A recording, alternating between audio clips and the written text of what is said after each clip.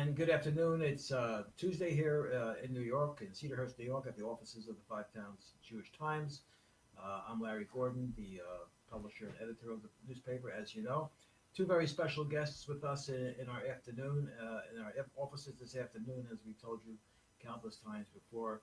We get interesting visitors here, and when we do, we turn the computer and the cameras on, and we bring them to you. So we're not selfish. We just don't keep you guys for ourselves, but we'd like to share you with the immediate world out there. And it's a beautiful thing to be able to do it like this on Facebook and on Instagram and on the internet, where tens of thousands of people over the next day or two are going to be able to view this conversation. It's a special week. Daniel Luria is here to my immediate left, and to his left is Mira Rabinovitz, better known in New York as Rabinowitz. And she is a resident of a very exclusive community in Jerusalem. It's like Jerusalem's Jerusalem, I would think. Nira lives in the Yemenite Village, and we're going to hear about exactly where that is and what life is like there in just a few moments. But first, Daniel, who's the executive director of the American Friends of Ateret Cohanim, or Ateret Cohanim Ateret Cohanim in general. And that, of course, in brief, is the organization that has built up the very significant parts of Eastern Jerusalem. The heart of Jerusalem, basically. Anything to do with the Holy Basin, the old city in the area around, Jewish life in that area. We are... The Muslim Quarter and the area in we call it the Old Jewish Quarter. Okay. And the Mount of Olives is a Jewish neighborhood there. Okay, just calling it the Muslim Quarter for identity purposes. Okay, no problems. Like the Armenian Quarter. There's not too many Armenians in the Armenian Quarter. Or are there? There are too many Jews there, but the Jews have gone back to live in the Old Jewish Quarter, which is today's Muslim Quarter. So let me just say that Daniel and Nira came in this morning from Israel, and they were in Israel on the momentous occasion yesterday, Monday, of dedication of the U.S. Embassy in Jerusalem. Must have been very holiday type of spirit in Jerusalem yesterday. Very much so. There was a buzz everywhere. I think people felt a lot more air in the chest. It was a very proud day for all Jewish people to know that for 2,500 years there really hasn't been, since King Cyrus and King Darius, another world leader that has said the obvious but recognized Jerusalem as the capital of Israel. And we didn't really need it for ourselves because we know that it's been our capital for 3,000 years, but it's still nice to know that a world power has recognized it. Very special. It's like Prime Minister Netanyahu said yesterday in his remarks, it was recognizing the truth after all these years, which is important. And said that he said about in his remarks yesterday, this is history. Right. We lived yesterday through a historic moment, consciously. Not something now we could look back at and say, well, where was I when that and that happened? That had nothing to do with me.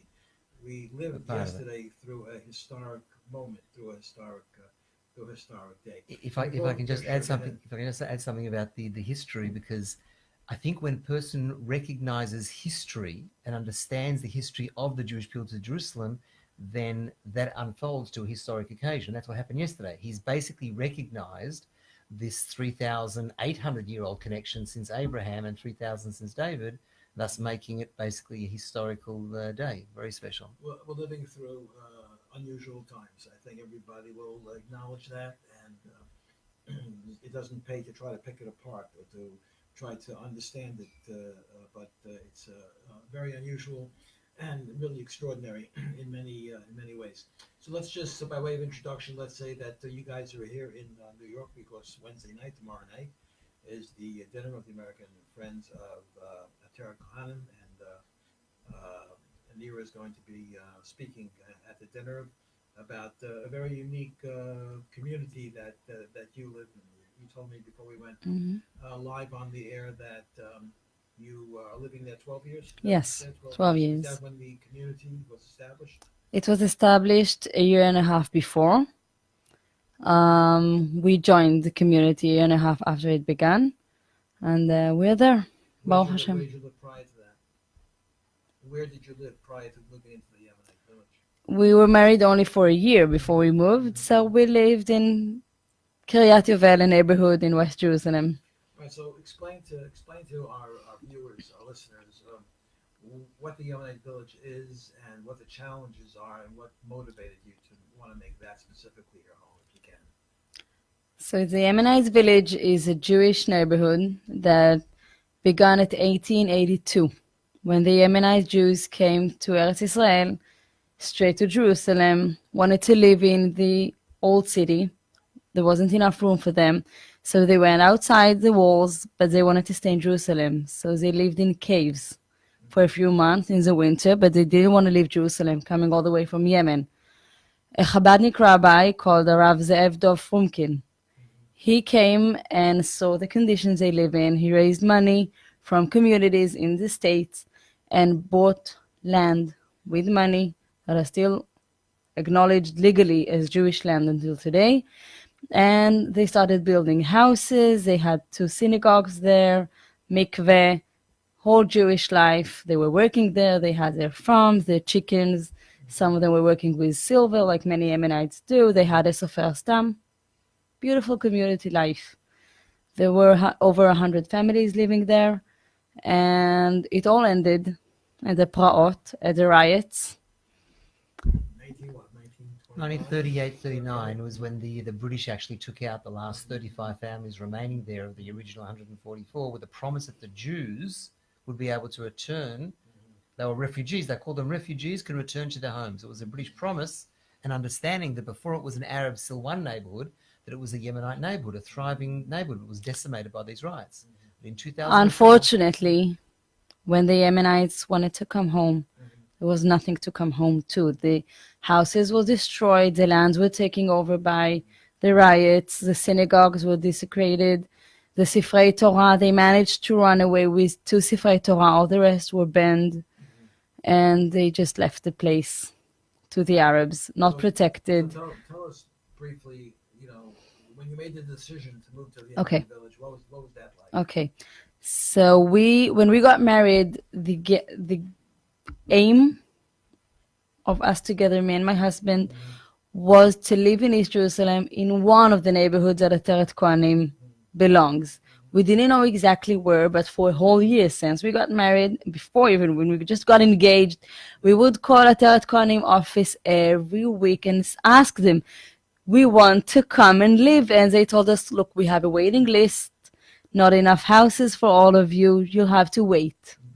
But we nagged them. We've been told that if you nag, you'll get it eventually. After a year, we get a phone call. there are more Jews ready to move in than the properties we've got to buy. And there's no shortage of Arabs ready to sell, even if it is difficult. Today, the issue is really one of Jewish money and investors to help us buy back Jerusalem. But eventually... After a year, we got a phone call from Ateret Cohanim saying, listen, there's a place called Yemenite Village. One of the families has to move out quickly. There was a legal trial that went on for many years after. And we're looking for a couple to come and enter this apartment within a week. Go see the place, give us an answer tomorrow. It was Thursday evening. Friday, we went to see the place. One of the families hosted us, told us what's going on. And we said, that's our mission. We're just, Naseh v'nishma, we're just going to do it. We had no idea what life at the Yemenite Village will look like, because when we went in, we could go in with our own car. It was safer. Until 3 years later, that Ateret Yetzuka started in Gaza. And out of a sense of identification of the Arabs in Silwan with the Arabs of Gaza, the village became at once very, very hostile, very dangerous. We couldn't enter home without an armed jeep that belonged to Ateret Cohanim. 5 at a time. It became crazy. And since then, we're still working on getting back to the safer days. And for us, the opening of the embassy for all of us was a great moment for Am Yisrael and for the state of Israel. This recognition is part of our becoming the owners of Jerusalem. And yet, for us, this moment was also the beginning of difficult days, which we knew that are going to come. Sense that it's the easiest targets. The families there are in 5 individual buildings. It's not like Malay Zitim, where there's a massive neighborhood of 100 families. It's individual. Just recently, there we're were more spread attacks. around. Tonight there's attacks. And since yesterday at 4 o'clock, the attacks became more severe. Last night, we had 4 different events of Molotov cocktails thrown at the houses and at the jeeps. Police presence or military presence? Yes, I'll tell you all about it. This evening, also many attacks, but we believe that Jerusalem will be built with life and with safety. So we are all year long protected by a security company sponsored by the state of Israel. All governments, left, right, everybody sponsors this project out of knowing that that's a state of Israel interest, that we'll live there and be protected. So we have the guards all the time. And in those tense days of Yom Yerushalayim and the embassy, we have more police presence there. The police is very much with us along the last few years. So you said there were 21 families living there currently, and you said it was about 100 people. The children, they go to school in the community, or they have to be? No. Every day in the morning, all the families go out. The children go to school at the Jewish quarter, or some of them go to kindergartens at the City of David. And we go to work, and we go to yeshivas, and we live our lives. So you're a social worker. I'm a social worker in a shelter for children at risk. No, I work in Ramat Shlomo. I drive with my car, and we have what's called normal life. Yeah, normal until you get home. And when we get home, it becomes even more normal, because what's more normal than sons who are going back home? That's beautiful. So, is there a waiting list to people to move into the Yemenite? We have enough families ready to move in. In fact, we've got so many families now that we've changed all these children we've got. We've been approached by the families, and they want us actually to establish a nursery now, rather than send them in a bulletproof jeep to the old city, trying to establish a nursery inside the Yemenite Village, which is one of our projects. What's the objective? What's the potential? How many? The potential is huge. The potential is huge. What does it cost? What would it cost? And how many people could ultimately?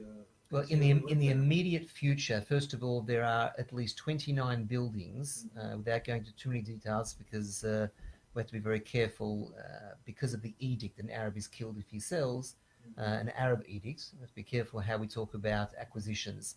But basically, there are 29 buildings in the original Yemenite Hekdesh, which is the sanctified trust, which theoretically we could be able to acquire and to get back, mainly because of a recent court ruling that said that it was recognized by the Supreme Court of Israel.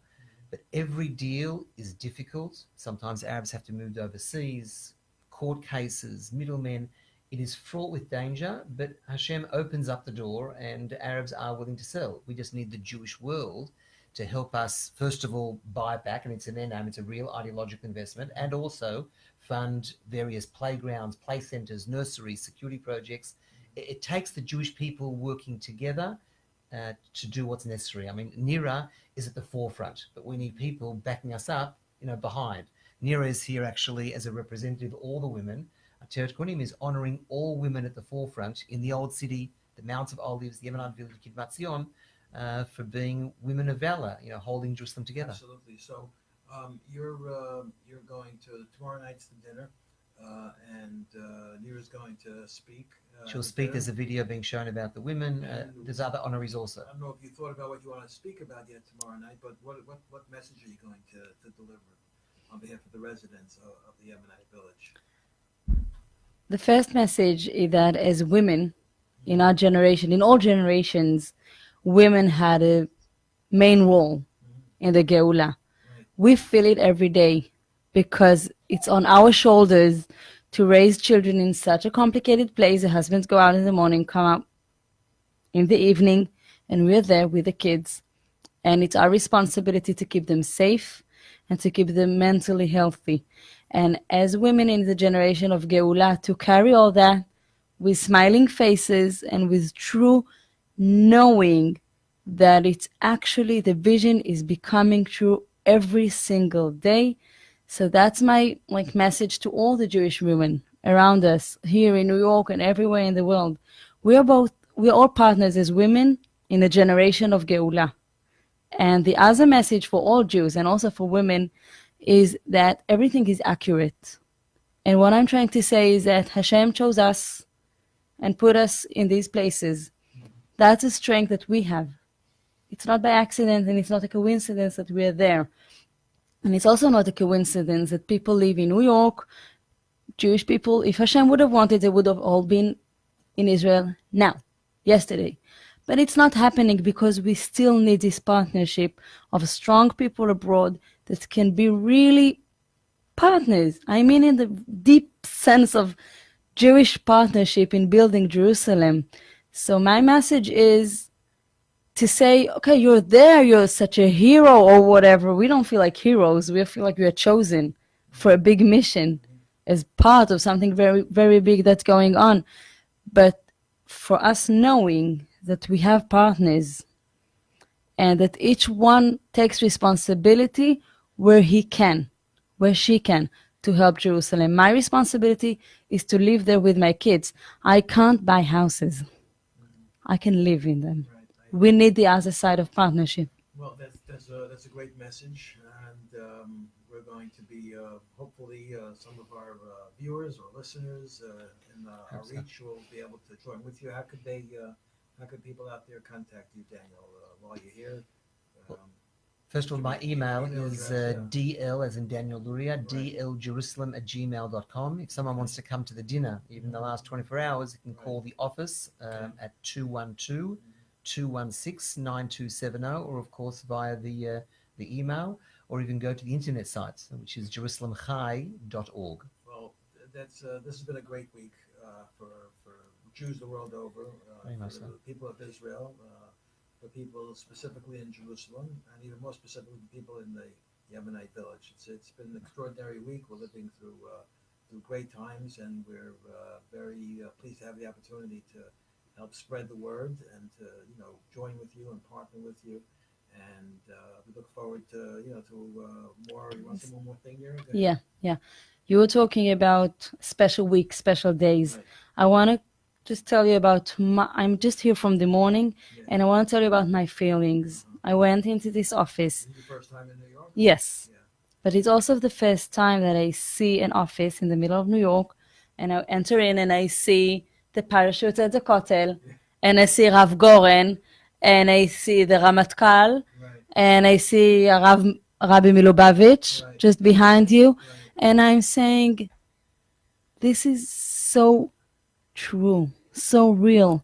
We are all together, all different parachutes. Rabbi Milubavitch, you and Daniel and everybody here, we are all part of this great mission of continuing the 7th day of the 6 days war. What you see here on your wall didn't end Right. at the 6th day. Yeah, I know this is I guess you've been in other offices today too, but probably No, this not is like this is the main office that we're interested in. I just want you to know that I know this is Nira's first impression of New York, so it's going to stay with you for a long time. But you're in the five towns. You know what the five towns is. I'm sure you explained that. The five towns is, of course, the epicenter of the American Jewish community to a great extent, but also the closest community in the world to Eretz Yisrael, and not just in our hearts, but geographically, because we're 10 minutes from JFK Airport. And the terminal there is sovereign Israeli. So come home. We need you in Yerushalayim. No, Come. I'm on my way. Okay, Always on my good. way. Always, Because we're the epicenter of the world. Absolutely. Always a day closer. And it's great to see you. It's better I'll to see see you you again. over in Jerusalem, Yerushalayim. But it's good to see you here too. And we hope to see you tomorrow night God willing. at the dinner and be able to hear from Mira. Thank you so much for giving us this I space wish you the best to tell luck our and story. Continued koach, continued strength and success. And, You people give us strength. and you give us in return the greatest strength, I think. That will wrap it up for this afternoon. We're coming to you live from the offices of Five Towns Jewish Times here in Cedarhurst, New York. We're going to have more about the event tomorrow night and our talk with Mira Rabinovitz and Daniel Luria in this week's issue of the Five Towns Jewish Times, which will be out on Thursday morning, God willing. And we will be in touch with you as the events continue to transpire that are of note and interest for us to bring to you right here on social media. Until the next time, this is Larry Gordon. Have a good evening. Ta-da.